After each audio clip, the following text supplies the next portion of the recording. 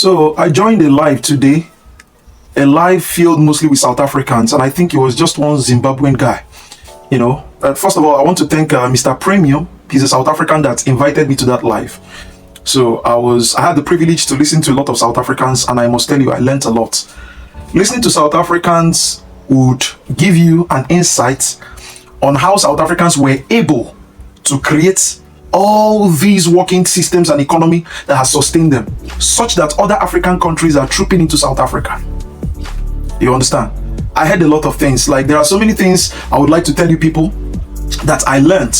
And these things, the funny thing is that, while these things were being expressed or being talked about, I could relate it to exactly what happened to us in Nigeria, especially the Igbo tribe. For example, they spoke on how African leaders should learn how to strategize and be humble enough to respect a bigger power, in knowing how to diplomatically follow such power. Just like now, I've always kept saying this, that you can't tell me a leader that I would respect more than Nelson Mandela. You cannot. You can't tell me a black leader that I can respect more than Nelson Mandela. That's why we call him the Jesus of Africa. Look at South Africa right now. This man's decisions and genius diplomacy is the reason, or gave rise to, everything that South Africans are enjoying right now. So these people kept on talking about a number of things, and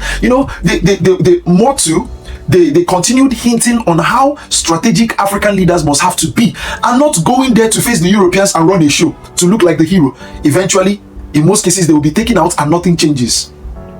Just like what Very Dark Man is doing, right? You have to be strategic. It's not, and when we talk about strategy, we're not talking about cowardice.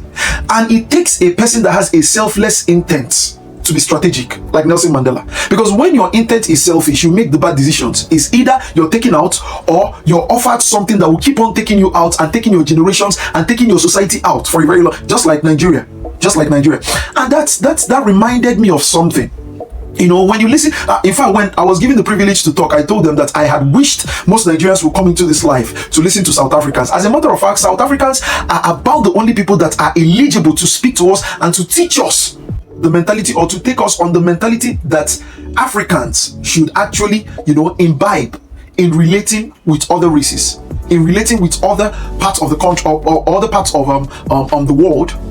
Do you understand? Or relating with the Europeans or something like that. South Africans, why? Because when you look at them, they had achieved it. They were able to live with white people.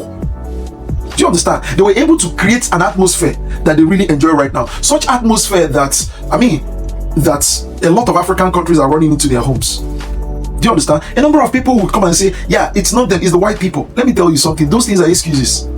The fact that South Africans politically run South Africa alongside these white people tells you that there's something special about South Africans. And when I listened to this, my brother Zombie, who said, now when you listen to South Africans, you would understand the mindset they have, at which they are elevated. They are superior in their thoughts, I'm telling you. And these things are not just because they were made that way. It's because they made a choice. We can also make choices. Other African countries can. Look at Ghana right now. Look at Botswana. Other African countries can make Nigeria specifically, we can make these choices and become superior in our thinking. When Zombie was saying that he can't imagine him leaving his country because his country is bad, leaving his country, that he would rather be unalived here, fighting and trying to fix something. He doesn't want to play the second citizen in another man's country. You see that mindset, and that made me understand how South Africans think. In contrary to this disdainful degenerate who should run a surgery on his lips. I keep on hinting on that guy because he's truly annoying. Who said Nigeria is beyond repair, Nigeria is damaged. And someone sent me the video, and I really wanted to hear his excuses. And he was talking about Yugoslavia, Croatia, blah blah blah. I'll make a different video on that afterward. But let me tell you something. There is nothing you can say that happened to Nigeria right now that has not happened to any other African country. In fact, that hasn't happened to even some overseas countries like European countries. There is nothing you can say at which Nigerians can hold on to and say, oh, Nigerians are damaged. That hadn't happened to a number of countries.